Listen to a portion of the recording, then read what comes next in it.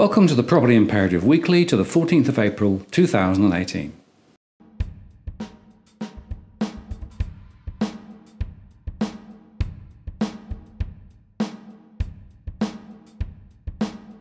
Hello again, I'm Martin North, the Principal Analyst at Digital Finance Analytics.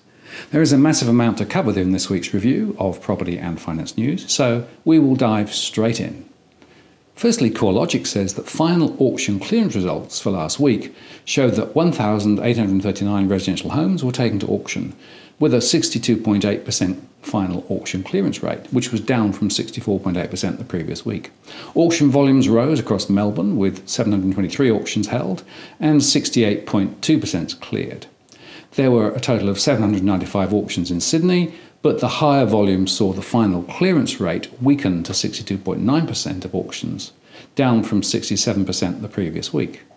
And all the remaining auction markets saw a rise in activity last week, but clearance rates varied, with Adelaide, Brisbane and Perth showing an improvement across the higher volumes, while Canberra and Tasmania both recorded lower clearance rates.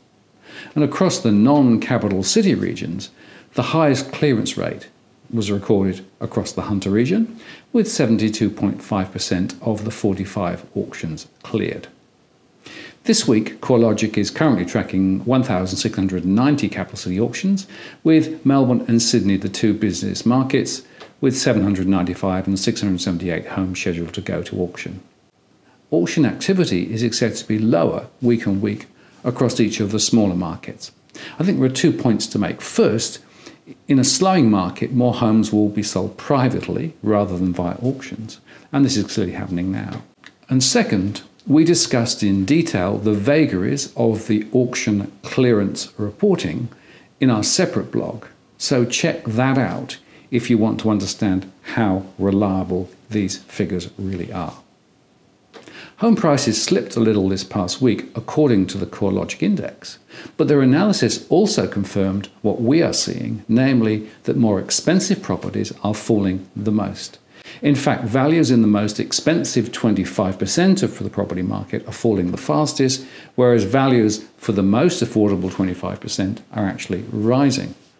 Their analysis shows that over the March 2018 quarter, national data shows that dwelling values were down 0.5%, but below the surface, the modest falls in values was confined to the most expensive quarter of the market. The most affordable properties increased, they say, by about 0.7% compared to an increase of 0.3% across the middle market and a drop of 1.1% across the most expensive properties.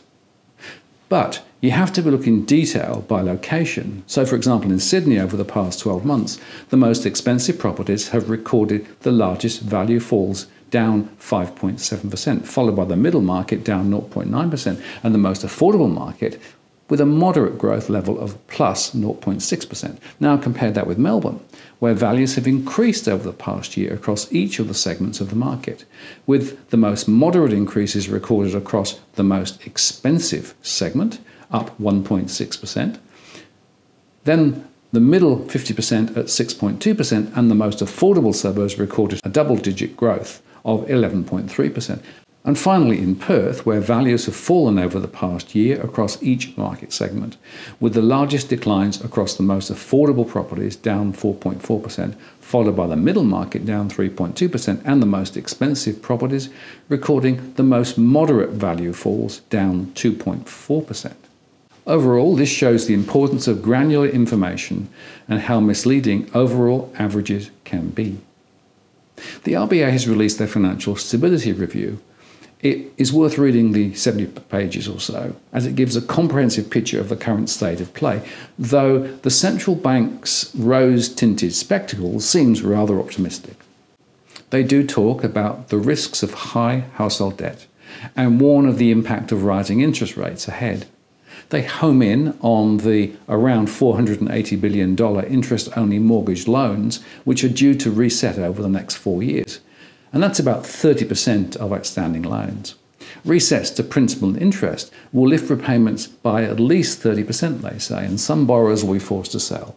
This scenario mirrors the rollover of adjustable rate home loans in the US, which triggered the 2008 subprime mortgage crisis. Perhaps this is our own version. We previously estimated that more than $100 billion of these loans would now fail current underwriting standards. And I published a more comprehensive review of the Financial Stability Review, and you can watch the video on this report. Importantly, the RBA suggests that banks broke the rules in their lending on interest-only loans before changes were made to regulation in 2014.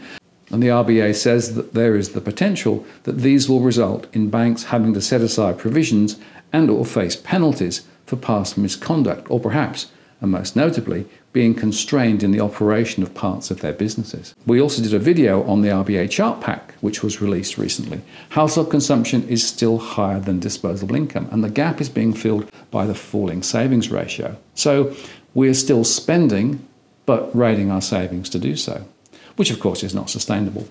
And the other route to fund consumption is debt, so there should be no surprise to see that total household debt rose again. Note, this is adjusted thanks to changes in the ABS data relating to superannuation, and we've previously breached the 200% mark. But on the same chart, we see home prices are now falling, already the biggest fall since the GFC in 2007. We see all the signs of issues ahead, with household debt still rising, household consumption relying on debt and savings, and overall growth still over-reliant on the poor old household sector. We need a proper plan B, where investment is channeled into productive growth investments, not just more housing loans. And yet regulators and government appear to be relying on the household sector to make the numbers work. But it is, in my view, lipstick on a pig. Another important report came out from the Bank for International Settlements, the central banker's banker, which has just released an interesting and concerning report with the catchy title of Financial Spillovers, Spillbacks, and the Scope for International Macroprudential Policy Coordination. But in its 53 pages of dry banker speak, there are some important facts which shows just how much of the global financial system is now interconnected. They start by making the point that over the past 3 decades, and despite a slowdown coinciding with the global financial crisis of 2007-9, the degree of financial integration has increased relentlessly.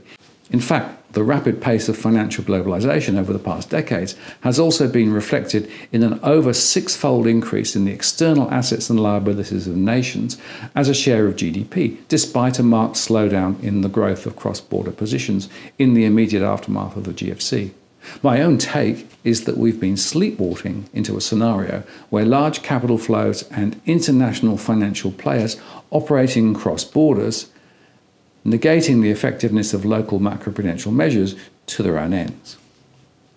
This new world is one where large global players end up with more power to influence outcomes than governments. And it's no wonder that they often march in step with governments in terms of seeking outcomes which benefit the financial system machine. And you can watch our separate video discussion on this important report. Somewhere along the road, we think we've lost the plot, but unless radical changes are made, the genie cannot be put back into the bottle, and this should concern us all. And there was further evidence of the global connections in a piece from the St. Louis Fed on the Economy blog, which discussed the decoupling of home ownership from home price rises across the globe. They say that recent evidence indicates that the cost of buying a home has increased relative to renting in several of the world's largest economies, but the share of people owning homes has decreased. And this pattern is occurring even in countries with diverging interest rate policies. And the causes, they say, need to be identified. Well, we think the answer is simple. The financialization of property and the availability of credit at low rates explains the phenomenon.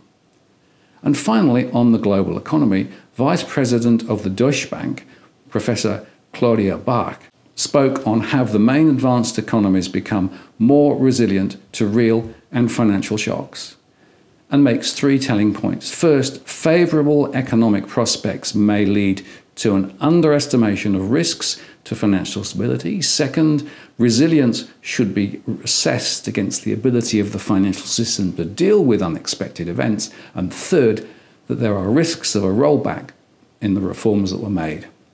The warning is clear that we're not prepared for the unexpected, and as we've been showing, the risks are rising. And locally, there was more bad behaviour when ASIC said that accepted an enforceable undertaking from the Commonwealth Financial Planning Limited and BW Financial Advice Limited, both wholly owned subsidiaries of the Commonwealth Bank of Australia. ASIC found that they had failed to provide or failed to locate evidence regarding the provision of annual reviews to approximately 31,500 customers. As a result, they will pay a community benefit payment of $3 million in total, cheap at half the price. In a similar vein, ASIC said it had accepted an enforceable undertaking from the ANZ Bank after an investigation found that the ANZ had failed to provide documented annual reviews to more than 10,000 Prime Access customers. Again, they will pay a community benefit payment of $3 million. Both these cases were when banks took fees for service that they did not deliver, and this once again highlights the cultural issues within the banks, where profit overrides good customer outcomes. We suspect we will hear more about poor cultural norms as this week's Royal Commission hearings recommence, with a focus on financial planning and wealth management. Finally, to home lending, the ABS released their February 2018 housing finance data, where possible we track the trends data as it irons out some of the bumps across the way. The bottom line is investors are still active, but at a slower rate. Some are suggesting there is evidence of stabilisation, but we do not see it in our surveys. Owner-occupied loans especially, refinancing is growing quite fast as lenders seek out lower-risk refinance customers with attractive rates. First-time buyers remain active, but comprise a smaller proportion of new loans as the effects of first-owner grants pass and lending standards tighten. You can watch our separate video on this. But the final nail in the coffin was the announcement from Westpac of significantly tighter lending standards, with a forensic focus on household expenditure. They have updated their credit policies, so borrower expenses will need to be captured at an itemised and granular level across 13 different categories and includes expenses that will continue after settlement as well as debts with other institutions. They will also be insisting on documentary proof. Moreover, households will be required to certify their income and expenses as true. This cuts to the heart of the lie loan issue as laid bare in the Royal Commission. That said, despite the Commission raising questions over whether the use of benchmarks is appropriate when assessing the suitability of a loan for a customer, the Westpac Group changes will still apply either the higher of the customer declared expenses or the household expenditure measure for serviceability. And you can watch our separate video on this as well. Almost certainly other banks will follow and tighten their verification process, and this will put more downward pressure on lending multiples and will lead to a drop in credit with a follow-on downward pressure on home prices. We discussed this in an article which was published under my byline in The Australian this week, where we argued that excess credit has caused the home price bubble, and as credit is reversed, home prices will fall. Our central case is for a fall on average of 15 to 20% by the end of 2019, assuming no major international incidents. The outlook remains firmly on the downside in our view. If you liked what you saw here today, please do like the post and leave a comment. If you've already subscribed, thank you. I really appreciate your support. And if you have not yet done so, please do subscribe to receive alerts on new posts. I'm Martin North, the Principal of Digital Finance Analytics. Many thanks for watching, and I'll see you next time.